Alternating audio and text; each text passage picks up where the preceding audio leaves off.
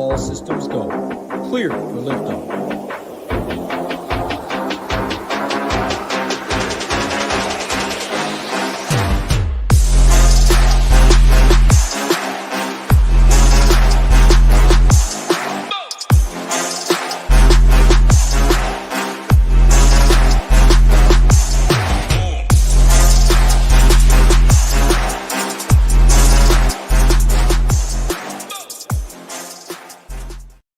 What's up, guys? Hebrewcheetah here. Going to be quickly going over the 4-game Saturday DraftKings slate for November 10th. As always, hit the like and subscribe button. Definitely helps us out a ton. So let's get right into it. First game, we got Milwaukee versus Orlando. Don't see a game total for this one yet, so I'll just break it down as we see right now. And Orlando's been really solid defensively. They're a top 5 defensive rated team. Been playing a little bit slower in pace on the year. They're middle of the pack right now, but I think that might be a little bit skewed playing against the Atlanta Hawks last game. It was a little bit encouraging seeing them kind of able to keep up pace with them. I think the first half played a lot faster than the second half from what I remember, but it was definitely encouraging seeing them able to play up to a team's pace like that. Since they'll be going against Milwaukee, who is top 6 in pace on the year. They're a bottom 6 defense, so we should definitely see some points scored in this one. So big news on this one for the Milwaukee side. Damian Lillard is going to be questionable again. He sat out last game. We saw Campaign step into the starting lineup, got up to 30 minutes. He was okay in his start. Started out pretty slow and then picked it up in the second half. Got a pretty meaningful price increase at – see here.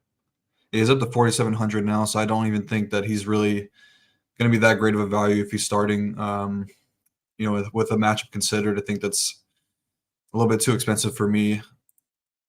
Really, a lot of the guys on Milwaukee don't really have that good of matchups. I mean, Orlando's been really solid this year, really good at defending the rim, which is where Giannis is going to get most of his points. So I have muted interest in him. You can obviously always matchups don't really matter when you're talking about studs like Giannis. He could definitely get there in multiple ways, but 11K seems a little bit expensive in this type of game environment. Middleton, he's still pretty limited right now. He's not even – I don't think you can even play him even with guys like Damian Lillard not on the court. He's not seeing more than 20, 25 minutes a game, so it's tough to click him at 6-1. Brook Lopez is losing a ton of minutes this year. The Bucks are opting to play a little bit more small ball. So that's kind of bumping up guys like Bobby Portis, Jay Crowder, and Brook Lopez kind of getting phased out of the offense a little bit. So he's kind of tough. I think I'd rather just take the $300 savings and get down to Bobby Portis. I don't really have a ton of interest on the Bucks side right now. I might have a little bit more if Damian Lillard is going to be out again, but we'll cross that bridge when we get to it. On the Orlando side, I don't really have a ton of interest in Paulo or Franz either when the team is fully healthy. I guess you could, power forward, usually pretty weak position, so Paulo always picks up some ownership, but I think with everybody healthy, he's a solid floor play. I don't think we're going to see the 50-point upside when everybody's in there. He's going to be probably guarding Giannis too, which takes a little bit of upside off of him. He got a lot of foul risk guarding a guy like Giannis. So, I don't really have a ton of interest in either of those guys. I have a lot more interest in the guards. Guards versus Milwaukee has been something I've been attacking all year long, and it's definitely been working. Look at what Jalen Brunson, Cam Thomas, Benedict Mathurin, Tyrese Halliburton, all these guys have done in just the past week. I mean, the Bucks are definitely missing Drew Holiday right now, I'll tell you that. So, I have a ton of interest in these guards. I definitely would want at least one of these guys in there. I think if I had to rank the 3 between Cole Anthony, Jalen Suggs, and Markelle Fultz, it would pretty much be in the opposite order. I want to go cheapest to most expensive, so Fultz would be my guy, number 1, then Suggs, then Anthony. Fultz came back from injury last game, still got up to 29 minutes, so that was pretty encouraging seeing that he wasn't really that limited. I definitely like him a lot at 5'3". And then, pretty much it for this game. It's just going to be Fultz, Suggs, Portis, and Giannis are the guys that I would have the most interest in this one. All right, let's move over to Toronto taking on Boston in Boston. yeah, these are two of the best defensive teams in the league this year. I don't really see myself having a ton of interest from a fantasy perspective. I mean, Tatum and Brown are going to see two really solid defenders in OG Anunoby and Scotty Barnes. Maybe they throw Pascal Siakam at Tatum. I could definitely see that happening. Either way, it's a pretty big downgrade for both of them. OG Anunoby, I talk about all the time. He's a really elite defender. It's somebody I definitely respect. Definitely taking those matchups into account when I see them. But yeah, OG's a really solid defender. I think that Drew Holiday is probably going to get the cleanest matchup on the Celtics side. They're going to be going against Dennis Schroeder. Never really been that like a lockdown defender, so I definitely have the most interest in Drew. He's been really solid this year. Surprisingly, more of a like median outcome type of player than upside. I mean, we've seen him get to 48. He was an assist away from a triple double in that game. He had a pretty solid night tonight on Friday when I'm recording this. I don't know exactly what he finished with, but yeah, Drew Holiday probably is the guy that interests me the most on the Celtics side, and I don't really want to mess with any of the secondary guys. I mean, if you want to get into Sam Hauser, I mean, he's been getting slightly more minutes with Al Horford missing. He's a good shooter. 4,300 is a little bit expensive for him. He's not going to see a ton of minutes, but he can get hot from three. So I wouldn't hate that. But outside of that, yeah, I don't really have a ton of interest in the Celtics. And then on the Raptors, it's pretty much just going to be Scotty Barnes for me. I mean, he's been amazing to start the year, to say the least. He's leading the team in usage, but not by a lot. I mean, the usage is pretty spread out. I think he's at like 24, 25%. You have like two or three other guys at 22-ish percent. He's averaging 21, 10, and 6 in the year. So yeah, I think that my interest on the Raptors side kind of starts and ends with Scotty Barnes. I mean, if you want to get into OG Anunoby, he's been pretty good, but I think that just with him having to take on such a big defensive load, it kind of takes away some of his upside. But I mean, at 5,700 on a 4-game slate, I think you would take 30 to 35. So I don't mind him at all. And then, yeah, not a ton of interest in anybody else. I mean, if you want to pay $8K for Siakam, be my guest, but his range of outcomes is just a little bit too wide for me. He's kind of becoming more of the second, third option on this team now with Scotty Barnes kind of taking over. So I don't really have a ton of interest in him. Yeah, let's move on to the next game, which I do have a lot more interest in. We got Miami and Atlanta. I think this is the highest total game on the slate right now, 229-ish, 230. So yeah, this should definitely be one we're going to target. Pretty close spread too, with Atlanta favored by 4. Big news is Tyler Hero is going to be missing some time, so be interested to see what the Heat do with their starting lineup. I mean, they have a lot of depth at the guard position, so I don't really want to speculate, but I mean, I feel like it could probably be Josh Richardson stepping in there. He's always been a pretty solid defender. You could slide right into that 2 spot and pick up the DeJounte Murray or Trae Young matchup. But it was Duncan Robinson that saw the most run after Hero went down. He got up to 35 minutes last game. Didn't really do much in that time, but we know he can get hot. I don't think that they're going to start him. Just doesn't really make a ton of sense with him being more of a power forward type guy. So I think that Josh Richardson kind of makes the most sense, but definitely got to keep an eye out for him. I mean, they have Jaime Jaquez, who's been kind of spot starting for them throughout the year as guys have missed. They have Jamal Cain, Drew Smith. I mean, they're pretty deep at the guard spot. So I don't think that like whoever's starting is going to be a smash value by any means. They have a good amount of guys that they can kind of platoon. But yeah, I think that I would just have the most interest in Bam and Jimmy. They should see a pretty big usage bump. Tyler Hero leaving behind around 28% usage rate. So I think you definitely have the most interest in these guys. Yeah, in terms of game environment, the Hawks are playing as one of the fastest teams right now, 3rd overall in terms of pace. They've been a little bit better defensively, but the game environments have been really good. I mean, we saw a ton of points scored in the game versus Orlando, and Orlando has historically been a really slow team.